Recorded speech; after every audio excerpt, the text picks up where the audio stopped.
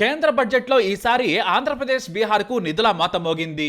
ఆంధ్రులారా, AP CM Chandrababu Naidu ఈసారి చక్రం తిప్పారు అని గతంలో అంటే కామెడీ కొత్తలు కూశారు. మరి ఇప్పుడు చూడండి, గెలిచిన ఎంపీ సీట్లతో చక్రమే కాదు, మొత్తం ఢిల్లీనే తిప్పేశారు చంద్రబాబు. నిధుల వరదను మొదటి బడ్జెట్లోనే తీసుకొచ్చారు. టీడీపీ శ్రేణులారా, పెట్టండి డీజేలు, కొట్టండి జేజేలు, నిలబెట్టండి కటౌట్లు, మోగించండి చప్పట్లు, చల్లండి పూలు, వెయ్యండి ఈలలు, సంబరాలకు సిద్ధం కండి, పండుగకు సంసిద్ధమవ్వండి. జూలై 23 కేంద్ర బడ్జెట్లో మొత్తం ఏపీ బీహార్కే పండుగ చేసుకునే నిధులు వచ్చాయి. ఇది అతిశయోక్తి అసలే కాదు. తమకు 200కు పైగా సీట్లు ఇచ్చినా కూడా ప్రధాని మోడీకి సొంత రాష్ట్రాల వాళ్ళు టోపీ పెట్టేశారు. కానీ తమ ప్రభుత్వం కొనసాగేందుకు కీలకమైన 2 రాష్ట్రాలకు భారీ కేటాయింపులు చేయక తప్పలేదు. లేదంటే పీఎం సీటు జారిపోతుంది. ఒకప్పుడు చంద్రబాబు నాయుడుకు అపాయింట్మెంట్ ఇవ్వని వారే ఇప్పుడు లెటర్ అలా ఇస్తే చాలు ఇలా వాలిపోతున్నారు. నిధులను అకౌంట్లోకి ఇలా కొట్టేస్తున్నారు. అధికారికంగా ఏపీ రాజధాని అమరావతి నిర్మాణానికి డైరెక్ట్ గా 15,000 కోట్ల రూపాయల నిధులు కేటాయించింది కేంద్రం. అది కాకుండా పోలవరం పూర్తి నిర్మాణ బాధ్యతను తీసుకున్నట్టు ఆర్థిక మంత్రి నిర్మలా సీతారామన్ ప్రకటించారు. ఏపీలో వెనుకబడిన ప్రాంతాలకు ప్రత్యేక ప్యాకేజీ కింద నిధులను ప్రకటించారు నిర్మలా సీతారామన్. రాయలసీమ, ప్రకాశం, ఉత్తరాంధ్ర జిల్లాలకు ప్రత్యేక ప్యాకేజీ కింద నిధులను మంజూరు చేశారు. ఇది మాత్రమే కాకుండా విభజన చట్ట ప్రకారం పారిశ్రామిక అభివృద్ధికి ప్రత్యేక సహకారం అందించారు. ఇందులో విశాఖ, చెన్నై కారిడార్లో ప్రత్యేక సాయం చేసి అభివృద్ధి చేస్తామని ప్రకటించారు. కొప్పర్తి, ఓర్వకల్లు పారిశ్రామిక కేంద్రాల అభివృద్ధికి భారీగా నిధులు ఇస్తామని తెలిపారు. నీళ్లు, రోడ్లు, విద్యుత్తో పాటు హైవేలకు నిధులు ఇస్తామని తెలియజేశారు. ఇవి కాకుండా ఏపీ అభివృద్ధికి మొత్తంగా మరో 50,000 కోట్లు రానున్నాయి. కేంద్ర ప్రభుత్వ సాయంతో వివిధ సంస్థల ఏర్పాటులో భాగంగా అదనపు నిధులు రానున్నాయి. దీంతో ఏపీ సీఎం చంద్రబాబు నాయుడు ఎలాంటి ప్రెస్ మీట్ లేకుండా ముందే చెప్పకుండానే ఢిల్లీకి పలుమార్లు వెళ్లి ఏకంగా భారీ నిధులు సేకరించారు.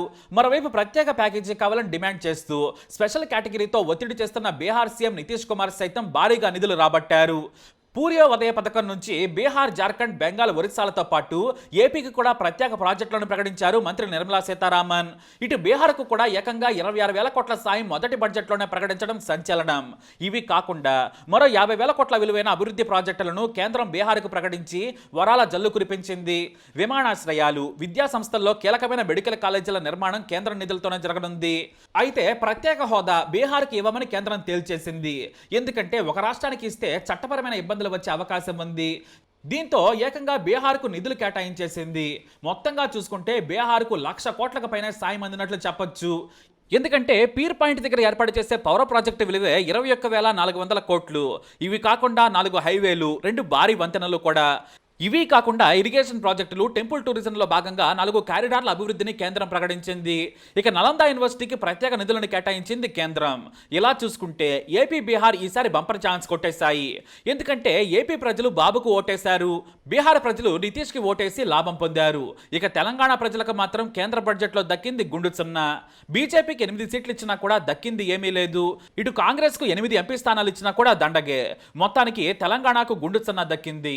తెలంగాణ ప్రజలు ప్రాంతీయ పార్టీగా ఉన్న బీఆర్ఎస్ కు ఓట్లు వేయకపోవడం భారీగానే నష్టం జరిగింది. ఎందుకంటే మోడీ పూర్తి మెజారిటీకి దూరంలో ఆగిపోతారని ఎవరు ఊహించలేదు. కానీ ఏపీ మాత్రం భారీగా లాభపడిందని చెప్పొచ్చు. వచ్చే 5 ఏళ్లు చంద్రబాబు నాయుడు కేంద్రం నుంచి ఫుల్లుగా నిధులు పిండుతారనడంలో సందేహమే లేదు. అందుకే ఇలాంటి సమయంలో జాతీయ పార్టీలకు ఓటేసినా కూడా లాభం ఉండదు. ఎప్పటికైనా నిధుల సాధింపులో సంకీర్ణ ప్రభుత్వాలు ఏర్పడితే ప్రాంతీయ పార్టీలే కింగ్ అని మరోసారి నిరూపించినట్టయింది. ఎందుకంటే ఇంతకుముందు అసలు చంద్రబాబు నాయుడు, నితీష్ కుమార్లను ఘోరంగా అవమానించిన కేంద్రం ఇప్పుడు రెడ్ కార్పెట్ పరిచయం మరీ డబ్బులు ఇస్తోంది. That is democracy. చంద్రబాబు నాయుడుకు ఇది బాగా తెలుసు.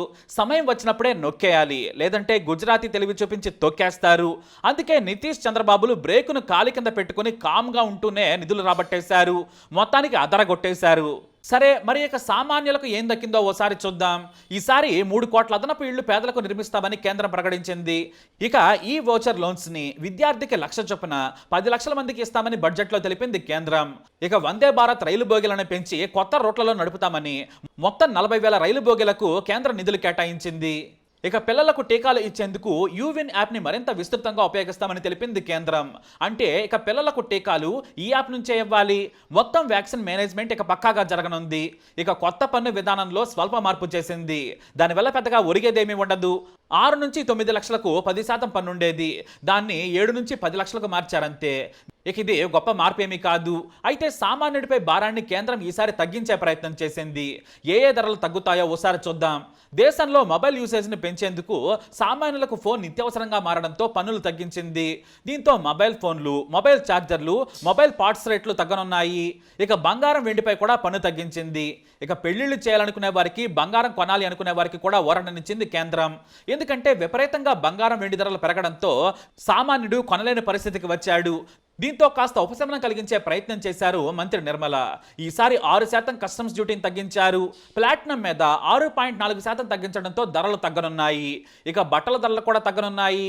షూస్తో పాటు లెదర్ గూడ్స్, ఎలక్ట్రిక్ కార్లు, లిథియం బ్యాటరీలు, cancer medicine, solar sets, copper goods, ship products తో పాటు కీలకమైన మరో 25 ఎసెన్షియల్ మినరల్స్ పై కూడా పన్ను తగ్గించింది మోడీ సర్కారు. కానీ ఒక పోటు మాత్రం బాగానే పొడిచారని చెప్పొచ్చు. ప్లాస్టిక్ గుడ్స్ మీద మాత్రం పన్ను బాగా పెంచేశారు. ఇదే కాకుండా పరోక్షంగా టెలికాం ఎక్విప్మెంట్ మీద పన్నులు పెంచారు. అయితే ఇక్కడే ఓ ఆసక్తికరమైన మోసం ఉందని కూడా విశ్లేషకులు అంటున్నారు. మనకు ఏది తగ్గించినా దాన్ని పరోక్షంగా కేంద్రం మనల్ని దోచుకుంటుందని ఆర్థిక నిపుణులు చెబుతున్నారు.